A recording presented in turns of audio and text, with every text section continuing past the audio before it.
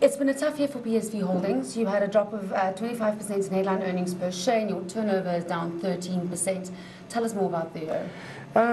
Yeah, I think from the economic conditions have affected us like they've affected everybody else. Fundamentally, our business is still fairly sound. We've maintained our profit margins. We've maintained our fundamentals of our business. And yeah, I think like everyone else, we've had about a 5 million drop a month in turnover. Our previous year was for about 430 million. So we've lost about 60 million on turnover this year.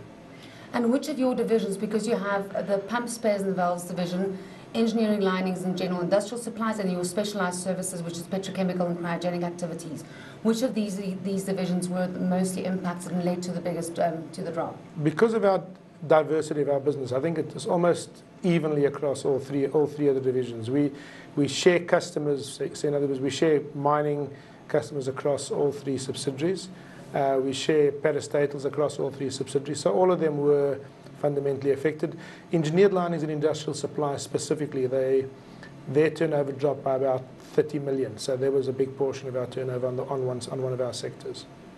Abie, and one of the things that I noticed in your results as well, and I looked at your interim results too, is that you had quite a bit exposure, downside exposure on foreign exchange due to the strong rand. And you weren't hedged. Is that a policy, and are you going to hedge going forward? A lot of our business is export, and the particular items that you mentioned were specifically with Zambia, and it's more with stock that we keep and translation of foreign exchange. So most of our transactions that we do, we either buy forward cover or they are in rand transactions. So this particular one is because we have to convert our stock into kwacha, from kwacha to dollar and back to rand. That's why there was a big exposure on foreign exchange.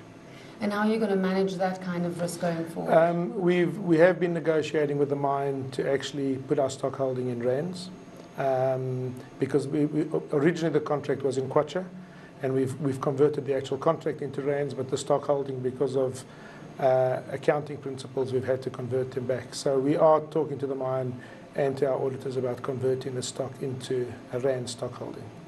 Abie, and speaking of Zambia and speaking of your African expansion plan, I've also seen in your results and previous news reports that I've read that you are very focused on expanding your African footprint.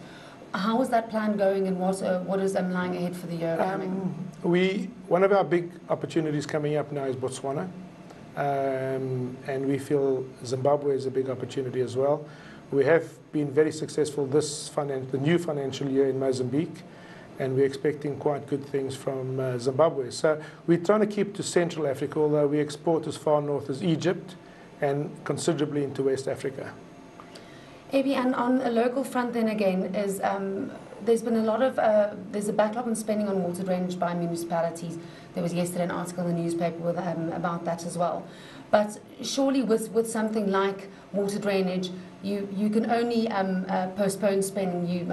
They do need this. Do you see that there's going to be an upturn in maintenance spend by the mines going forward? There's a couple of things we do with water. We do the dewatering of the mines. So the mines, obviously, the more it drains, the more water goes and seeps into the mine, so they have to continue keep pumping out.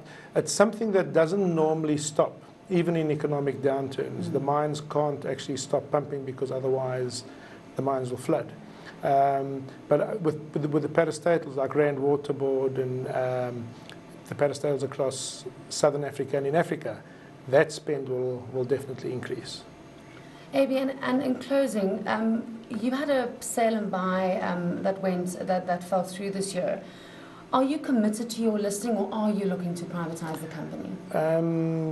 The sale and buy was just towards the latter, I suppose last financial year. We have had numerous inquiries from various parties about taking our business private again.